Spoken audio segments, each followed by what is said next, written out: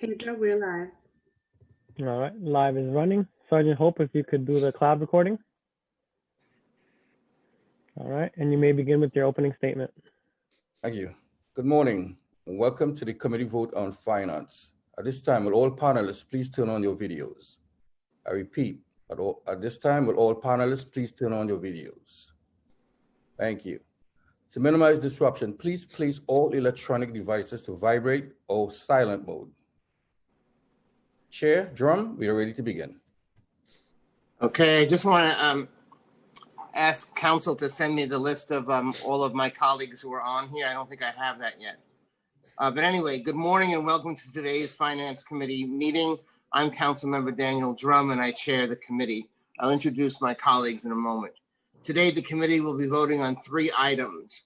1, Article 11 property tax exemption, a transparency resolution, and Intro 2136, which would authorize 2 bids to increase their assessments.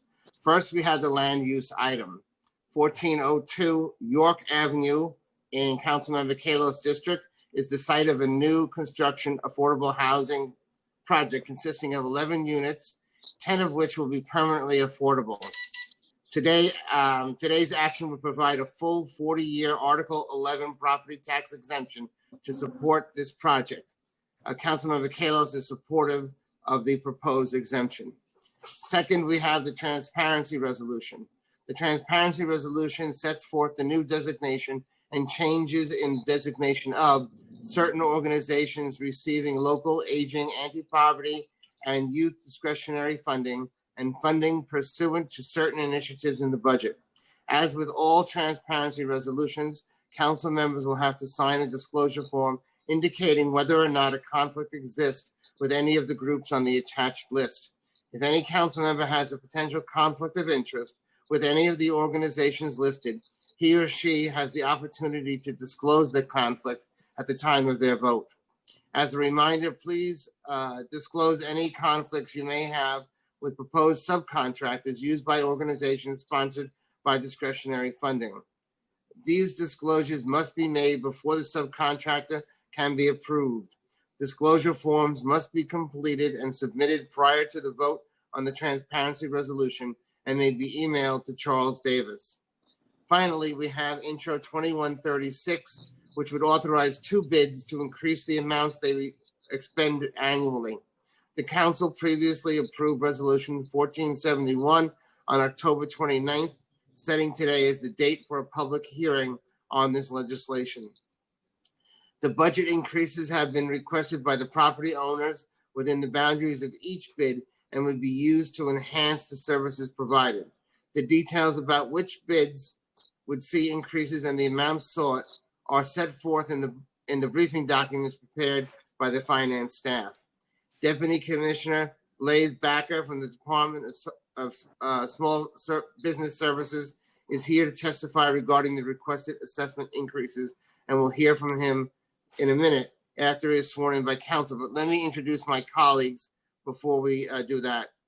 We have been joined by council members and a subcommittee co-chair, Vanessa Gibson, council members Cornegy, Cumbo, Majority Leader Cumbo, council member Rosenthal, Van Bremer, Moskowitz, Adams, Grodenchik, Ayala, Moya, Powers, Lewis, and Matteo. Koslowitz.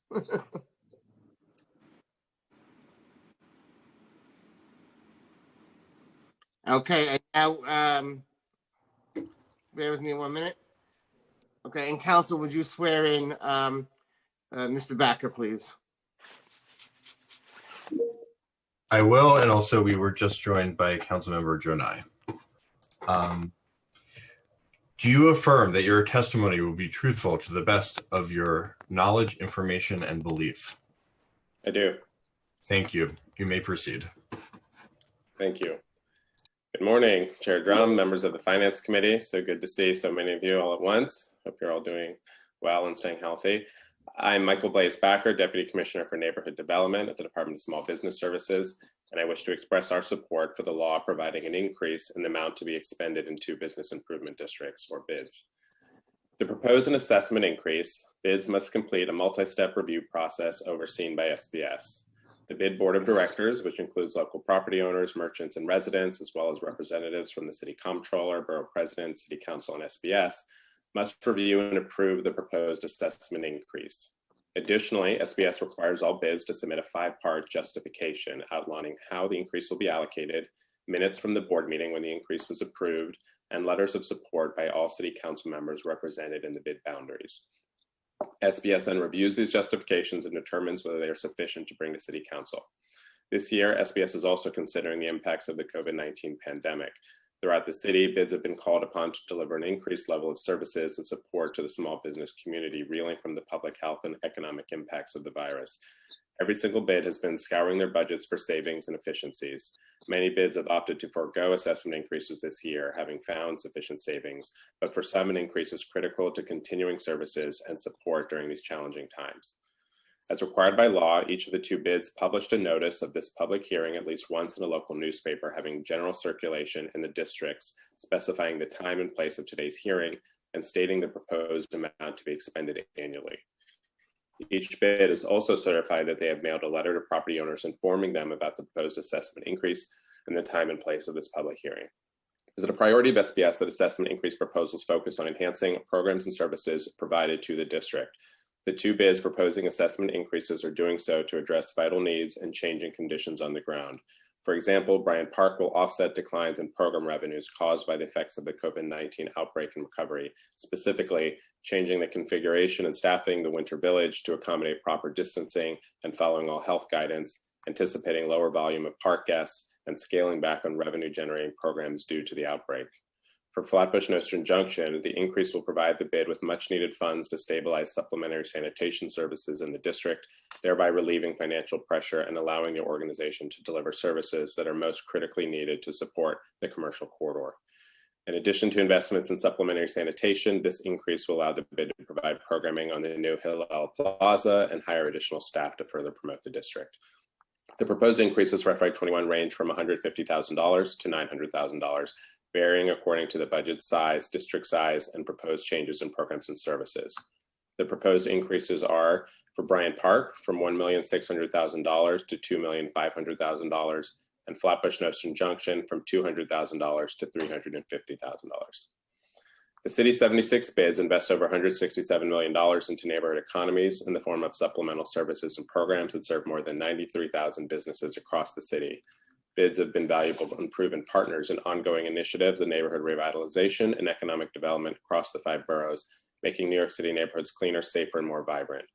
Bids are also advocates for small businesses in their districts, helping them to navigate government, facilitating networking among fellow business owners, providing business retention support, and attracting shoppers to the area. Currently, bids have been critical partners in executing the city's pandemic response. They have been advocates for small businesses, boosting marketing efforts and pushing new programs for those businesses that are open, having distributed PPE to local storefront businesses, and remained an important liaison between government and their commercial corridors in distributing accurate, up-to-date information, and provided direct technical assistance, helping businesses apply for grants and loans. In partnership with city government, bids help spur job creation, improve the quality of life for New Yorkers and visitors, enhance the city's tax base, and strengthen local economies. Representatives from each bid requesting assessment increase are present to answer any questions pertaining to their specific requests. Or I'm happy to take any questions you may have now. Thank you. Okay. Having no questions, I will now ask Billy Martin, committee clerk, to call the roll. Morning. William Martin, committee clerk, roll call vote, committee on finance. Items are coupled. Chair Drum. Aye. When I get the rest. Aye. Gibson. Good morning. I vote aye. Thank you. Cornegie. Aye on all. Cumbo. I vote aye. Thank you. Kozlowitz. I vote aye. Rosenthal. I vote aye. Van Bramer. Aye. Grodenchik. Aye. Adams. Aye. Ayala, I vote aye. Jonai, Aye. Moya, I vote aye. Powers, Vote aye, and I just want to welcome and acknowledge my friends from the Bryant Park bid who are here today as well, and we're voting on their item here as well, and I vote aye. Thank you. Lewis, Permission to explain my vote? I take that as a yes. I want to thank Chair Drum and the finance team for your support to ensure we can vote on the reassessment of the Flatbush Nostrand bid located in my district. Your vote, everyone's vote today, will keep Black, immigrant, and women-owned small businesses alive in these troubling times, and I vote aye on all. Matteo. Aye. Thank you. One moment. Okay, by a vote of 15 in the affirmative, 0 in the negative, and no abstentions, all items have been adopted by the committee. Thanks. Okay, thank you very much. And I'd like to thank my colleagues for coming in early today. This meeting is adjourned at approximately, what time is it now? 9:20 in the morning. Thank you very much. Thank you.